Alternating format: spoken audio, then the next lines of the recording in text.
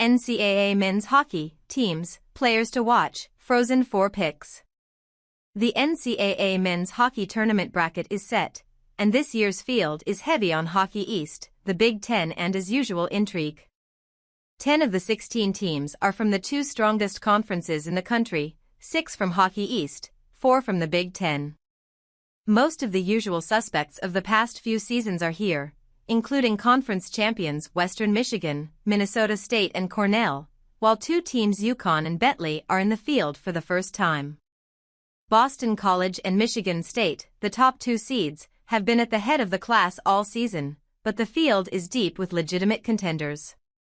Number 3 seeds Denver, Quinnipiac and UMass have recent national championship banners that show they know what it takes to win it all.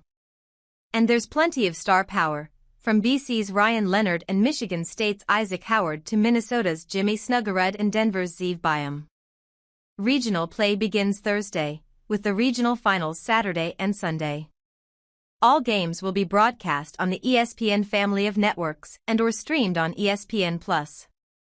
We asked ESPN college hockey analysts Andrew Raycroft and Sean Richland for their takes on some of the top storylines entering the tournament, including the teams and players to watch, and who will be making the trip to St. Louis for the Frozen 4 on April 10th and 12th. Are BC and Michigan State on a collision course for the national title game? Who has the best chance of crashing their party? Raycroft, as good as BC and Michigan State have been this year, it is hard for me to see a scenario where we get all chalk. There are too many good teams further down the pairwise rankings, such as defending champion Denver, that can cause havoc in the regionals. With the leadership the Pioneers have back from last year Matt Davis, Zeev Byam, Jack Devine, coach David Carroll, it's hard to look past the reigning champs. Richland, Michigan State's surge feels like the real deal, especially with its elite defensive structure and confident goaltending. The Spartans are not just winning, they're controlling games. When BC's top lines are clicking, they're scary, but the Eagles need to show they can battle through the slower, grinded-out games too. You can't just rely on speed and skill in the NCAAs, and their loss to Northeastern in the Hockey East quarterfinals might be the wake-up call the Eagles needed. But Western Michigan is a complete team that just posted a massive win over Denver in an overtime thriller for the NCHC championship. The Broncos are built like a tournament team, deep and balanced, and they've been quietly consistent all year. What team in the lower half of the field will be the toughest out? Raycroft, UMass finished the tough Hockey East regular season on an 11-3-2 run, with the 3 losses coming to top 6 teams in the pairwise. The Minutemen have beaten all the Hockey East teams in the tournament at least once this season. Richland, Penn State is the kind of team no one wants to face right now. Since January, the Nittany Lions have flipped a switch.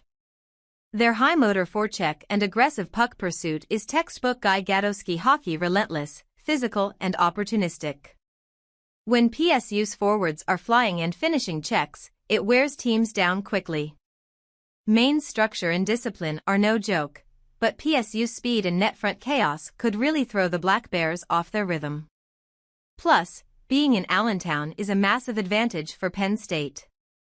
The fan energy will feel like a home game, and that can be a real difference-maker in tournament hockey. What player is the most important to his team's success? Raycroft, Boston College goalie Jacob Fowler. The Mike Richter favorite, who has a 1.63 goals against average and .940 save percentage, will need to continue his historic play for the number 1 seed to win it all. Richland, Michigan State goalie Trey Augustine. He has already proved he can handle the pressure, and not just in college, we're talking World Juniors, where the stakes and spotlight are massive. Augustine is cool under fire, quick laterally and doesn't give up many second chances. When he's locked in, he gives the Spartans the confidence to push offensively, knowing he's a wall in the back. What's your take on the Hobey Baker race? Raycroft, Boston College forward Ryan Leonard or Penn State forward Aiden Fink? I think BC losing the Beanpot and in the Hockey East tournament could hurt Leonard because his big moments were earlier in the season, whereas Finks have been more recent as the Nittany Lions have been one of the hottest teams in the country over the past month plus. I think you can make a pretty good argument for both. Richland, Leonard might not lead the nation in scoring, but he's the most complete player in college hockey. He plays in all situations, brings physicality, and has proved himself on the international stage. Michigan State forward Isaac Howard has been clutch all year, scoring big goals in key moments. He's not the flashiest player, but he's a true gamer whose impact shows up when it counts. Jack Devine leads the country in points and is the offensive engine for Denver, but his scoring has come in waves, and that streaky production could give voters pause. Still, his skill and vision are top tier. The 2025 NCAA men's hockey tournament is set, with the 16-team bracket in place and all roads leading to the Frozen Four in St. Louis. Regional play begins Thursday, with regional finals Saturday and Sunday, and the Frozen Four will be in St. Louis on April 10th and 12th. All games will air on the ESPN networks and stream on ESPN+.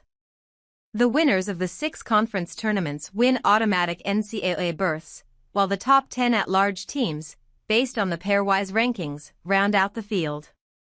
Boston College, the overall number 1 seed, will play in the Manchester, New Hampshire regional with Big Ten champion Michigan State, Toledo, Ohio, Hockey East champ Maine, Allentown, Pennsylvania, and NCHC champion Western Michigan, Fargo, North Dakota, earning the other 3 top seeds. Denver, last year's national champion, will defend its title as the number 3 seed in Manchester, while UConn, number 2 in Allentown, and Bentley, number 4 in Manchester, are in the NCAA tournament for the first time. Below is the schedule for entire tournament, which will be updated with results as games are played, plus a look at each of the 16 teams.